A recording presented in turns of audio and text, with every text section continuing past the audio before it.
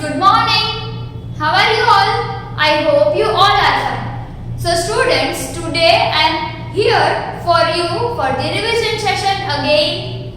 Right? So last time આપણે revision of chapter number 1, 2 and 3 કર્યું હતું, right? Chapter number 1, 2 and 3 નું આપણે revision કર્યું હતું of second grade ENV. Second standard ના ENV નું આપણે લોકોએ first, second અને third chapter નું revision કર્યું હતું. હવે આપણી પાસે 4, 5, 6 and 7 chapter નું revision છે. તો I hope કે તમને બધાને એકદમ ફાઇન માર્ક્સ આવી જાય. રાઈટ? આટલું સરસ રીતે રિવિઝન કરાવે છે તમને, તમે ઘરે બી રિવિઝન કરો છો ફાઇન રીતે. તો હવે દીદી એવી તમારી પાસે એક્સપેક્ટેશન રાખે છે કે તમે લોકો બહુ ફાઇન રીતે રિવિઝન પ્રિપેર કરો એન્ડ ધેન એનું આઉટપુટ તમે એક્ઝામમાં સારા માર્ક્સથી આપો. Right? So before starting this revision session, let me introduce myself. My name is Drashti Mehta from Saraswati Group of Education. And today I am going to conduct a revision session number 2, which is fully based on chapter number 4, chapter number 5, chapter number 6 and chapter number 7. Got it? So in total we have 7 chapters in our syllabus. Okay? So now let us start the revision of chapter number 4, our food. Our food, the name of our chapter, that means our food. So there are 1, 2 and 3 types of food. અહીંયા આપણી પાસે 3 types of food છે. કયા છે? First one energy giving food, second one body building food, third one is protective food. That means what? Energy giving food એટલે શું? એવું food, the food which gives us energy to work, play and think. Right? એવું food જે આપણને energy આપે છે. શેના માટે એનર્જી? વર્ક કરવા માટે, પ્લે કરવા માટે એન્ડ થિંક કરવા માટે. રાઈટ? તો એવા ફૂડ, એવું કયું ફૂડ છે જેમાંથી આપણને એનર્જી મળે છે? તો ફર્સ્ટ વન wheat, રાઈસ, ઘઉં, ચોખા, wheat, rice, sugar, jaggery and chocolate. Chocolate means એવું નહીં કે આપણે આખો દિવસ ચોકલેટ જ ખાલી રાખવાની, right? Some amount of chocolate after some days. 15 ડેઝમાં તમે એકવાર ચોકલેટ ખાવ છો, that it is okay. Okay? 15 ડેઝમાં તમે એકવાર જો ચોકલેટ ખાવ છો, then it is okay, that is completely fine. Right? So you can eat chocolate after 15 days. 15 ડેઝમાં તમે એક ચોકલેટ ખાઈ શકો. That will give you the energy. Sugar based energy. Now body building food. Body building food, that means what? Body building food એટલે શું? The food which gives us energy to build our body, to build our muscles. એટલે આપણી body આપણને energy આપે છે આપણા muscles ને strong બનાવવા માટે, એનર્જી ને ગેઇન કરવા માટે. તો that is known as body building food. તો બોડી આપણું મસલ્સ, આપણા બોન્સ શેનાથી સ્ટ્રોંગ બને? આપણું બોડી બિલ્ડ શેનાથી થાય? બોડી બિલ્ડર કેવી રીતે બનીએ? તો કે meet, egg, fish, chicken, that means non vegetarian food થી we can build our body. અમુક લોકો જીમમાં જતા હોય then they consume the things like this, like egg. Egg એ લોકો consume કરતા હોય. Why? Because they want to build their body perfectly. But that doesn't mean કે તમે vegetables and fruits ખાવાનું બંધ કરી અને તમે non vegetarian food ખાવાનું ચાલુ કરી દો. Right? Next thing, protective food. Protective food, that means a food which protect us from falling sick. એટલે એવું ફૂડ કે જે આપણને બીમાર પડવાથી બચાવે છે, એ આપણને પ્રોટેક્ટ કરે છે, આપણી રક્ષા કરે છે. The food which protect us from falling sick. Right? તો આ જે ફૂડ છે that is known as protective food. તો protective food ના જે એક્ઝામ્પલ્સ છે કયા ફૂડ આપણને પ્રોટેક્ટ કરે છે? તો કે green leafy vegetables. Green vegetables આપણને પ્રોટેક્ટ કરે છે and fruits. Green vegetable and fruits આ કઈ વસ્તુ છે જે આપણને પ્રોટેક્ટ કરે છે? શેમાંથી પ્રોટેક્ટ કરે છે? ફ્રોમ ફોલિંગ ઇલ, બીમાર પડવાથી આપણને બચાવે છે, રાઈટ?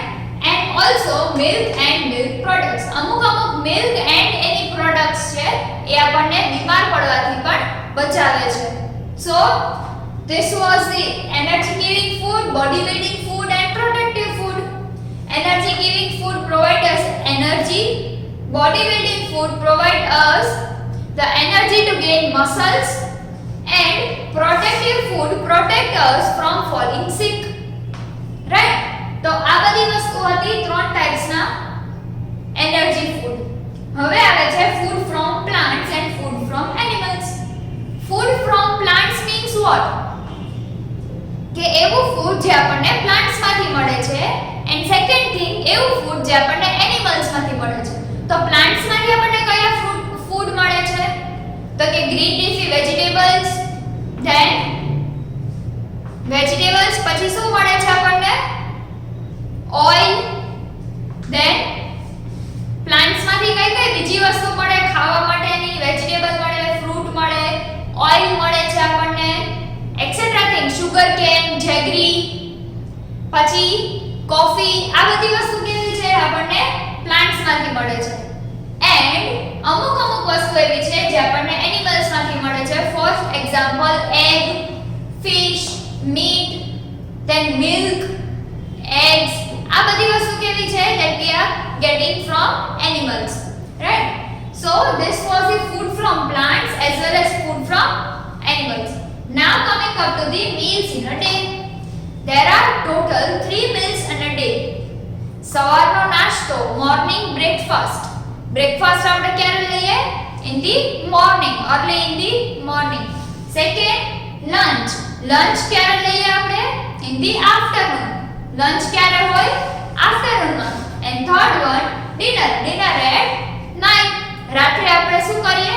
રાતના જમવાનાને ડિનર કહેવાય. બપોરના જમવાનું જે આપણે સ્કૂલેથી જઈને ઘરે જઈએ ત્યારે મમ્મા આપણા માટે ડિશ રેડી રાખે છે, તો ઈ જ આપણે ફૂડ ઈટ કરીએ, that food is called lunch, right? And મોર્નિંગમાં જ્યારે તમે સ્કૂલે આવો ત્યારે 10 o'clock 10:30 એ તમારા બ્રેક ટાઈમમાં તમે જે નાસ્તો કરો છો, that is known as your breakfast, right? So this was our chapter number 4. આ આપણું ચેપ્ટર નંબર 4 હતું. Now we are coming up to the chapter number 5. Chapter number 5 ઉપર આવ્યા. તો ચેપ્ટર નંબર 5 છે types of houses.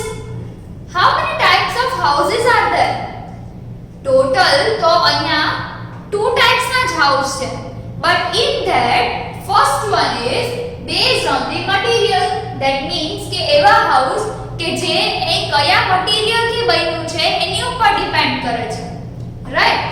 So over here one is kacha house and second one is pakka house. Kacha house is made up of straw, mud and wood. Kacha house જે છે એ straw, mud and wood થી બનેલું છે. Second, pakka house.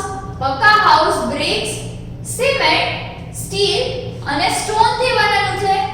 pakka house જે છે એ bricks, cement, steel and stone થી બનેલું છે, while kacha house is made up of mud, straw and wood, right? હવે next thing આવે છે permanent houses and temporary houses. Total અહીંયા 3 ટાઇપ્સ હતા. ટાઇપ ઓફ હાઉસીસ માં 3 ટાઇપ્સ હતા. First one, the house which are based on material, permanent houses and temporary houses. તો હવે permanent houses માં બંગલો, apartment, duplex, house, skyscrapers, igloos, state house are the houses which are permanent. like શું કહે છે કે આવા houses જે છે એ permanent houses છે. આ permanent house means what? The house which cannot move from one place to another. એક પ્લેસ થી બીજી પ્લેસ ઉપર જે હાઉસ મૂવ ન થઈ શકતું હોય, that is known as permanent houses. And second one, temporary house. Temporary house means what? કે એવા હાઉસ કે જે એક પ્લેસ થી બીજી પ્લેસ easily move થઈ શકે. So that example are tents, carvans and houseboats. Carvans માં તો wheel હોય તો ઈ આપણે ગમે ત્યાં ટ્રાવેલ કરી શકીએ આપણી સાથે એને. ટેન્ટ્સ, ટેન્ટ બી એકદમ ફોલ્ડિંગ આવે છે, એને આપણે આપણી કેરી બેગમાં ગમે ત્યાં ટ્રાવેલ કરી શકીએ એની સાથે. Houseboats, houseboat that means boat, એવી ટાઈપની બોટ કે જે એની ઉપર હાઉસ બિલ્ડ અપ હોય, રાઈટ. તો ઈ બોટ બી મૂવ કરતી હોય on the rivers, right. River ઉપર ઈ બોટ બી મૂવ કરે. So this type of houses are known as temporary houses. That means a house which can be moved from one place to another. Can be moved. એક જગ્યાએથી બીજી જગ્યાએ જે house move થઈ શકતા હોય, that is known as temporary house. And the house which cannot be moved from one place to another is known as permanent house. Right? So this was our chapter number 5, types of houses. Right? Now we are coming up to the chapter number 6, our country. Apru country. What is the name of our country? Yes, India. India is my country, right? India છે એ આપણું country છે. The name of our country is India. And what is the name of our capital of India? Capitals, India capital શું છે? Yes, New Delhi. New Delhi is the capital of India. Right? So now our national symbols. આપણે અહીંયા આપણા national symbols run કરીએ. First one is national flag. We can also say tricolor flag because એમાં 3 colors છે. કયા કયા colors છે? Orange on the top, white in the middle and green at the end. Right? Orange, white and green. Yes. So આ જે આપણું country છે એમાં જેટલા બી આપણી પાસે national symbols છે that is known as yes, આપણે અહીંયા જોઈએ તો national flag. આ બધા શું કહેવાય? national symbol કહેવાય છે which is indicating our country. આપણા country ને આ indicate કરે છે. First one, national flag. National flag also means tricolor flag, right? As we have said earlier. Second one, national flower. National flower is lotus, right? National flower કયું છે આપણું? Lotus. National animal, tiger. National animal, tiger. National flag, lotus. National animal, tiger. National bird, peacock. National bird, peacock. Then national animal, Jana Gana Mana. National animal, tiger. National bird, peacock. And national anthem, Jana Gana Mana. That means કે આ એક song નું નામ છે, એક એવું song કે જે કોઈ રિસ્પેક્ટ માટે ગવાતું હોય, કે જે કોઈ પણ આપણા કન્ટ્રીને ઇન્ડિકેટેડ માટે ગવાતું હોય. So that song is known as national anthem. And the father of nation is Mahatma Gandhi. Father of nation is Mahatma Gandhi. So in this chapter number 6, our country, એટલું easy chapter, એટલું નાનું chapter જે તમને quickly revise થઈ જાય. So national flag, tricolor flag, national flag lotus, national animal tiger, national bird peacock, national anthem Jana Gana Mana, and father of nation is Mahatma Gandhi. Right? Now we are coming up to the chapter number 7, safety rules. This is the most important chapter of our life, of our book and of for everybody. આ chapter બધા માટે બહુ important છે. Why? Because it is necessary to know about everything about the safety. આપણી safety માટે આપણે જાણવું બધું વસ્તુ બહુ જરૂરી છે, right? So first one, at home. આપણે ઘરે હોય ત્યારે do not play with sharp things. કોઈ પણ વસ્તુ આપણી ઘરે sharp હોય, right?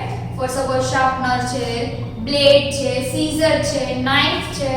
These are the sharp things. એ આપણને જલ્દીથી લાગી જાય. તો તો with that thing we don't have to play. આપણે એવી વસ્તુથી રમવાનું નથી. Do not touch electronic appliances with wet hands. તમારા મમ કે તમારા ડેડી ગમે ત્યારે પણ ભીના હાથથી વેટ હેન્ડ્સથી અગર સ્વિચ ઓન કરે તેમને બી ના પાડો. મમ્મા કરંટ આવે, શોર્ટ લાગી જાય. No, we don't have to do that. Okay, so we don't have to touch any of the electronic things.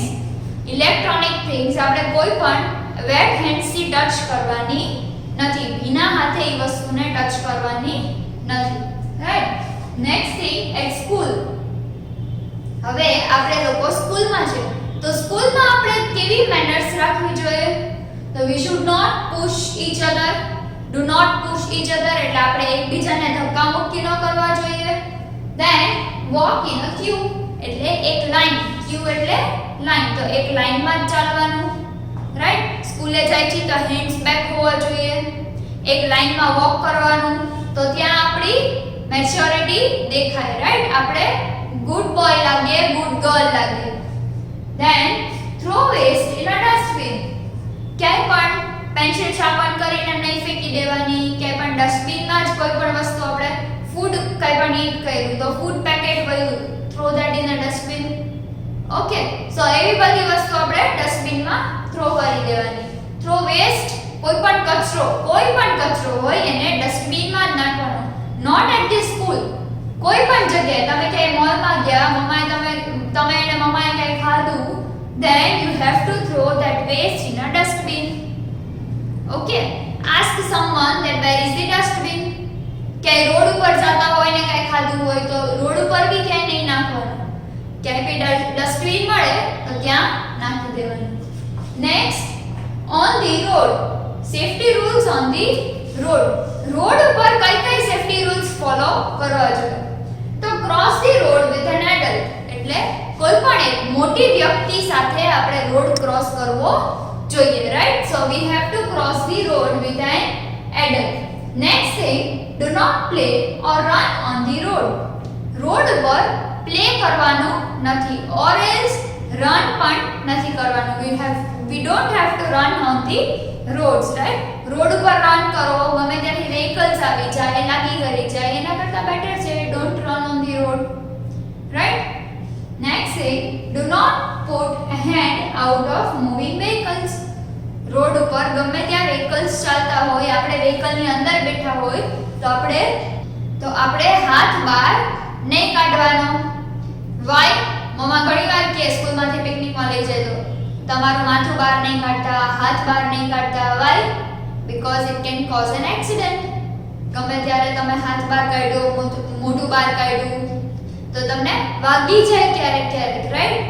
સો એ બધી વસ્તુ આપણે કરવાની નથી. Okay, so do not put hand out of moving vehicles. ચાલતા vehicles હોય, moving હોય ત્યારે એની બહાર vehicle ની બહાર હાથ કાઢવાનો નથી. And the last one is first aid box. First aid box. First aid box માં કેટલી વસ્તુ આવે છે ને first aid શેના માટે છે? ગમે ત્યારે કોઈને કંઈ લાગી ગયું, કોઈને ક્યાંય ઇન્જરી આવી, કોઈ લાગી ગયું, કોઈને કાંઈ છોલાઈ ગયું, ફટાફટ એને એન્ટીસેપ્ટિક લિક્વિડ લગાડીને ક્લીન કરી દો. ધેન કોઈ પણ એક એન્ટીસેપ્ટિક ઓઇન્ટમેન્ટ લગાવી દો કે જેનાથી એને ફટાફટ હીલ થવા માંડે, રાઈટ? પછી કોઈને ક્યાંય વાગી ગયું, મૂઢમાં લાગ્યું, સોજો આવ્યો તો શું કરવાનું? આઈસ બેગ રાખી દેવાની, એની પાસે આઈસ લગાવી દેવાનું ત્યાં.